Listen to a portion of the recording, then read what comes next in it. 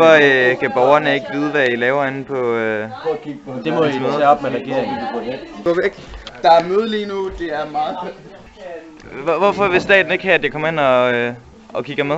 Fordi det er et møde, det er deres regler. Ønsker de ikke, at befolkningen skal vide, hvad der sker inde til møderne? Ja. Kan jeg ikke komme ind og Kan vi bare ikke. interviewe præsidenten? Nej, selvfølgelig ikke. Altså, Er I i gang med at gentage, hvad der skete? Undskyld her, hvem er de? Undskyld her, hvem er de? En bekymret borger. En bekymret borger? Ja. Hvad lavede de inde i statsbygningen? Snakke med regeringen. Om hvad? Det kan jeg ikke udtale. Er det hemmeligt? Var I i gang med at prøve at finde ud af, hvordan I kunne udrydde befolkningen?